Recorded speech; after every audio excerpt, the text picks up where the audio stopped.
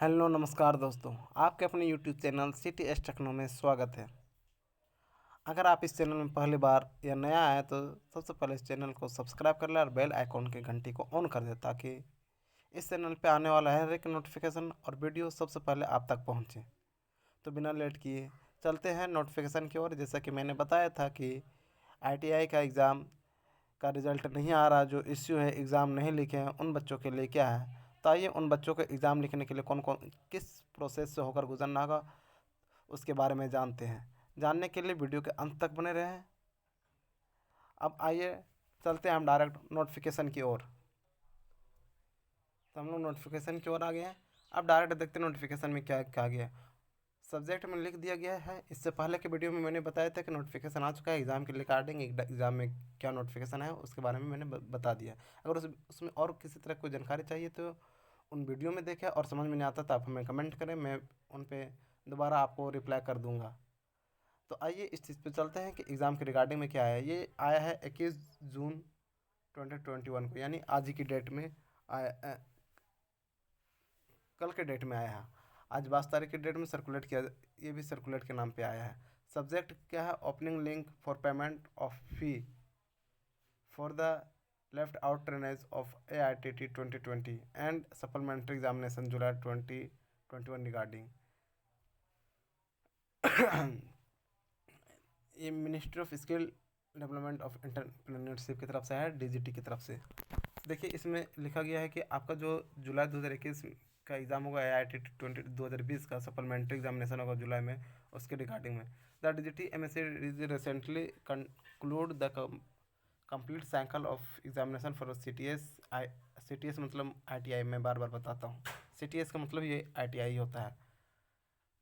AITT 2020 leading the award national trade certificate, the DGT MSDE further purposes to conduct the examination for left out trainers AITT 2020 supplementary examination craft TS in the end of July 2021। ये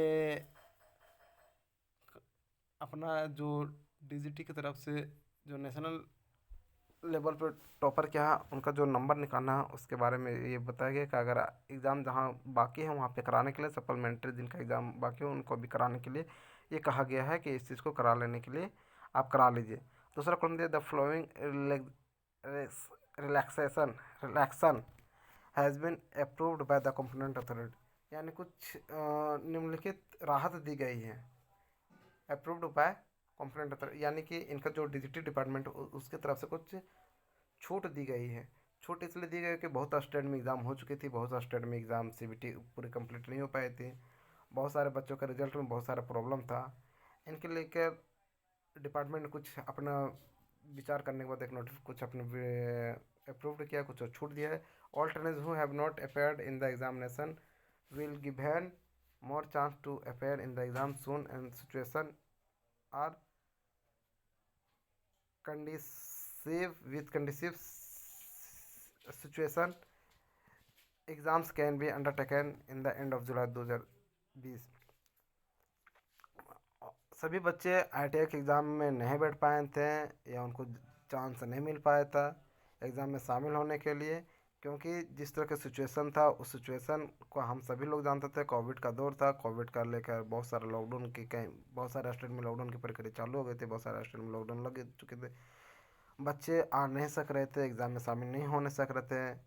इसकी वजह से जो उसमें कहा गया है कि इन चीज़ को देखने के बाद फिर ये डिसीजन है कि जुलाई का 2021 तक एग्ज़ाम करा ले, फिर इस तरह का सिचुएशन हो सकता है बन जाए थर्ड फेज में।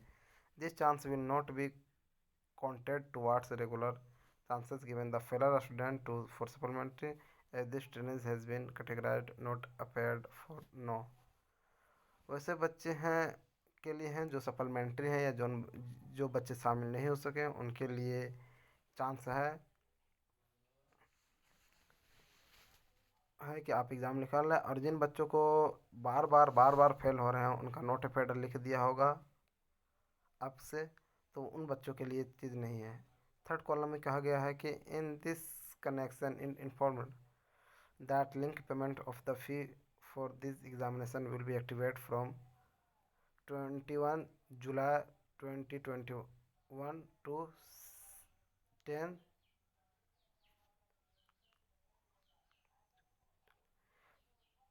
21 जून 2021 टिल 10 जुलाई 2021, यानी 21 जून से लेकर 10 जुलाई तक का ऑनलाइन एक्टिवेट किया जाएगा। आप उस पे जाएंगे लिंक पे, उस लिंक पे जाकर आप फॉर्म को भर देंगे, अपना एग्जामिनेशन फी भरेंगे। पेमेंट लिंक यहाँ पे दिया हुआ है, पेमेंट लिंक मैं डिस्क्रिप्शन में भी डाल दूंगा, वहाँ से जाकर आप डायरेक्ट पेमेंट लिंक कर सकते हैं।